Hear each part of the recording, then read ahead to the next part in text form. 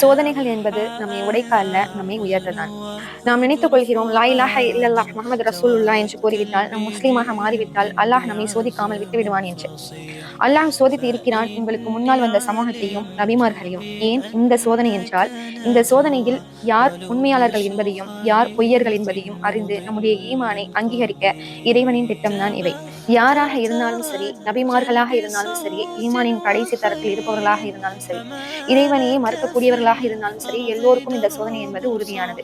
பாவம் செய்யக்கூடியவர்களுக்கு மட்டும்தான் சோதனையா என்றால் நபிமார்களை அல்லாஹ் சோதித்திருக்க மாட்டான். நபிமார்களை பசியை கொண்டு சோதித்திருக்கிறான். இறைவனை மறுப்போர்களை அவர்களின் குடும்பத்தினில் ஒருவராக இருந்து சோதித்திருக்கிறான். நபி நூஹை அவர்களுடைய மகனை கொண்டு சோதித்தான். நபி தூத் அலைஹிஸ்ஸலாம் அவர்களை சோதித்தான் அவர்களின் மனைவியை கொண்டு. நபி இப்ராஹிம் அலைஹிஸ்ஸலாம் அவர்களை சோதித்தான் அவர்களின் தந்தையை கொண்டு. நம் நபி முஹம்மது நபி ஸல்லல்லாஹு அலைஹி வஸல்லம் அவர்களை சோதித்தான் அவர்கள் விரும்பியவர்கள் இஸ்லாத்தை ஏற்றுக்கொள்ளாமல் மரணம் அடைந்ததை கொண்டு. அல்லாஹ் தன் திருமறையில் கூறுகிறான், வாழ்வையும் மரணத்தையும் ஏற்படுத்தியதின் நோக்கமே சோதனைக்காக தான் என்று. ரப்புல் ஆலமீன் எப்படியெல்லாம் மனிதர்களை சோதிப்பதாக தன்னுடைய திருமறையில் கூறுகிறான் என்பதை பார்ப்போம்.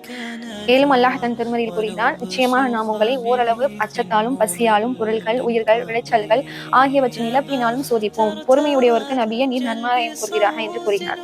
பயத்தை கொண்டு சோதிப்பதாக அல்லாஹ் சொல்கிறான். எதிரிகளை பற்றிய பயம், எதிர்காலத்தை பற்றிய பயம், இழப்பு அல்லது உறுதியற்ற தன்மையை குறித்த பயம், இது நம்மை உணர்ச்சி ரீதியாக பயமுறுத்தும். பயம் என்பது ஒரு வகையான சோதனை என்று எச்சரித்து அல்லாஹ் நம்மை அதற்கு தயாரும் படுத்துகிறான். அடுத்து பசியால் சோதிப்பதாக அல்லாஹ் சொல்றான். வறுமையினால ஏற்படுற பசியும் ஒரு சோதனை தான். அடுத்து பொருட்கள், செல்வ இழப்பு, நிதி பின்னடைவு, வேலை இழப்பு, கடன் அல்லது பணத்தையும் சொத்துக்களையும் பறிக்கும் பேரிழப்புகள் கூட வாழ்க்கையின் சோதனைகளின் ஒரு பகுதி. அடுத்ததாக உயிர்களை கொண்டு சோதிப்பதாக சொல்றான். மரணம், பிரிவு அல்லது பிற வழிகளில் அன்புக்குரியவர்களை இழப்பது என்பது ஒரு மனிதனுக்கு ஏற்படும் மிகப்பெரிய சோதனைகளில் ஒன்று.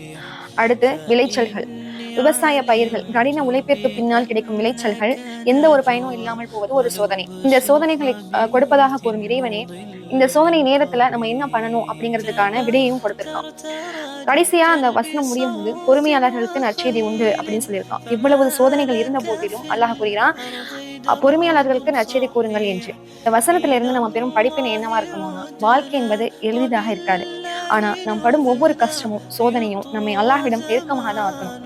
உறுதியோட இருக்கணும், நம்பிக்கையோட இருக்கணும். நம்மளுடைய ஈமான எப்பொழுதுமே நம்ம இழந்துடக்கூடாது. சகித்துக் கொள்வோருக்கு வெகுமதி உண்டு அப்படின்னு அல்லாஹ் சொல்றான். இன்னும் அல்லாஹ் சொல்றான், அல்லாஹ் யாருக்கு நன்மையை நாடுறானோ அவங்களதான் சோதிப்பதாகவும் சொல்றான். சோ கஷ்டம்னு வந்தா, சோதனைகள்னு வந்தா அல்லாஹின் மீது நம்பிக்கையோட எனக்கு என் இறைவன் இருக்கிறான், அவன் அனைத்தையும் சரி செய்வான் என்ற எண்ணத்தோடு பொறுமையாக இருங்கள். அவன் நிச்சயமாக அனைத்தையும் சரி செய்வான். ولبس خبيث مضل قبيح